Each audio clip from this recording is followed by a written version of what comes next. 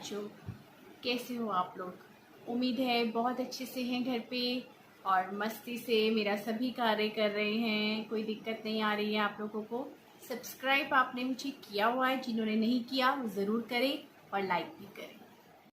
कल हम लोगों ने पत्र लेखन में औपचारिक पत्र पढ़े थे, ठीक है बेटा। आज हम अनौपचारिक पढ़ेंगे। इसमें भी पत्र के अंग अलग होते हैं, यानी पत्र को लिखने का तरीका अलग होता है। ये अनौपचारिक पत्र है बेटा। सबसे पहले यहाँ पर वही पत्र लिखने वाले का पता लिखा जाता है, यानी कि आप लोग अगर पत्र लिख रहे हो, जो भी भेजने वाला है वो अपना नाम पता लिखेगा, ठीक है। इसके बाद दिनांक लिखेंगे आप पता के बाद। फिर आप संबोधन करेंगे। संबोधन क्या होता है बेटा? संबोधन होता है किसी को हम जब एड्रेस करते हैं, जैसे हमने बड़ों को लिखा है तो आदरणीय पूजनीय करेंगे। हमारे साथ का कोई है, हमारी उम्र का है तो हम उसको प्रिय बोलेंगे। छोटा है हमसे तो उसको अनुज भी बोल सकते हैं। इसके बाद हम उनका क्या करते हैं? अभिवादन। अभिवादन में क्या होता है बेटा?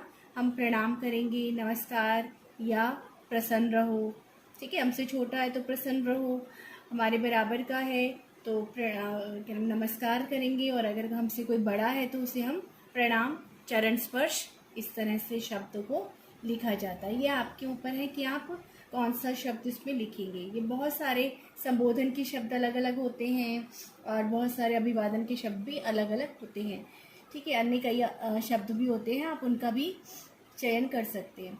इसके बाद आता है अनुच्छेद का प्रारंभ। अनुच्छेद का प्रारंभ होता है कि आप कैसे हैं। हम यानी सबसे पहले हम लिख रहे हैं कि आप कैसे हैं, यहाँ हम सब कुशल हैं। ये हमने अनुच्छेद लिखना शुरू कर दिया। अब पहले मैंने आपको कल बताया था कि 3 अनुच्छेद होते हैं, इसमें भी हम 3 अनुच्छेद लिखेंगे। सबसे पहले में हम अपने बारे में लिखेंगे कि हम यहाँ पे कुशल हैं और उनका हालचाल पूछेंगे, कुशलता पूछेंगे कि आप कैसे हैं। उसके बाद अगले अनुच्छेद में हम विषय का विस्तार करेंगे, यानी हम किस विषय पे लिख रहे हैं पत्र। अगर हम किसी को जन्मदिन की बधाई दे रहे हैं तो मुझे पता चला है कि आपका जन्मदिन इस तारीख को है, मैं उसके लिए आपको बहुत सी शुभकामनाएं देना चाहता हूँ, ये सब बातें।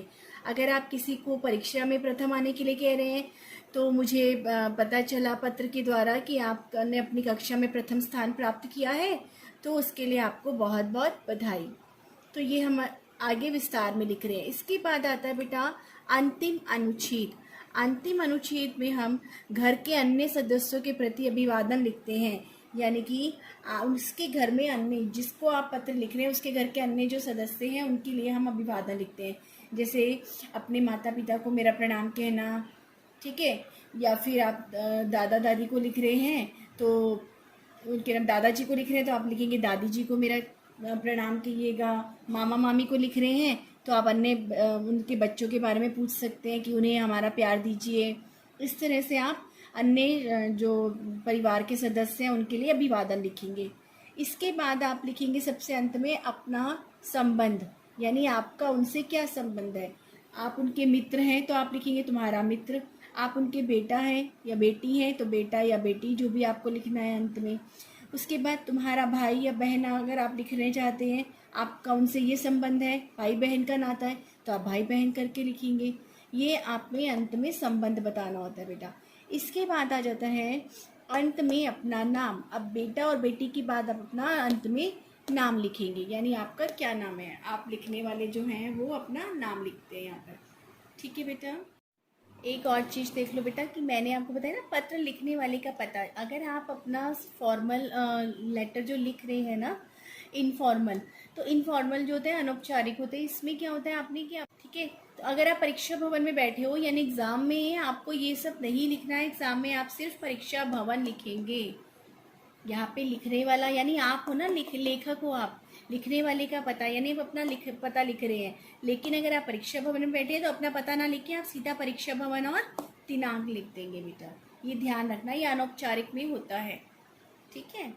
अब यहाँ पर एक उदाहरण देख लीजिए। यहाँ पर है अपने पिताजी को पत्र लिखकर वार्षिक परीक्षाओं की तैयारी के विषय में बताइए।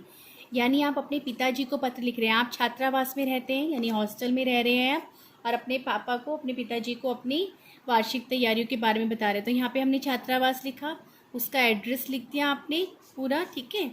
और यहाँ पे नीचे दिनांक, फिर पूज्य पिताजी। पूज्य पिताजी के लिए हम क्या करेंगे? सादर प्रणाम, अभिवादन करेंगे ना हम उनका। उसके बाद लिखेंगे आपका पत्र प्राप्त हुआ, घर पर सब कुशल हैं, यह जानकर प्रसन्नता हुई। इस तरह से आप अपना जो भी आप लिखना चाहते हैं वो आप अपना अनुच्छेद में अपना लिख देंगे। और उसके अंत में देखो यहाँ पर, माता जी को मेरा प्रणाम तथा विभू, विभू उसके छोटे भाई को होंगे ना, विभू को प्यार कहिएगा। अब उसके बाद आपकी पुत्री, मैंने बताया आप अपना संबंध लिखेंगे और उसका नाम लिखेंगे आप। ठीक है बेटा। आज का गृह कार्य है, अपने छोटे भाई के परीक्षा में प्रथम आने पर उसे बधाई पत्र लिखो। यानी आपका जो छोटा भाई है वो परीक्षा में प्रथम आया है, आपको उसको पत्र लिख के बधाई देनी है। तो आप सबसे पहले क्या लिखेंगे, वही जैसा फॉर्मेट मैंने आपको बताया प्रारूप, उसी के अकॉर्डिंग आप लिख लेना।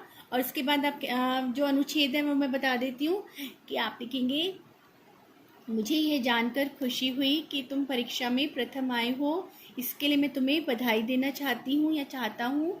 इसी तरह से मन लगा के मेहनत करते रहना और आगे भी परीक्षाओं में अच्छे नंबरों से या अच्छे अंकों से सफल होना। फिर अंत में आप क्या लिखेंगे, अंत समापन करेंगे तो अब आप कहीं और रह रहे हैं और आप छोटे भाई को लिख रहे हैं, तो माता पिता को मेरा प्रणाम कहना। तुम्हारा भाई या तुम्हारी बहन, अंत में क्या लिखेंगे आप, तुम्हारा भाई या तुम्हारी बहन और अपना नाम लिखेंगे। ठीक है बेटा।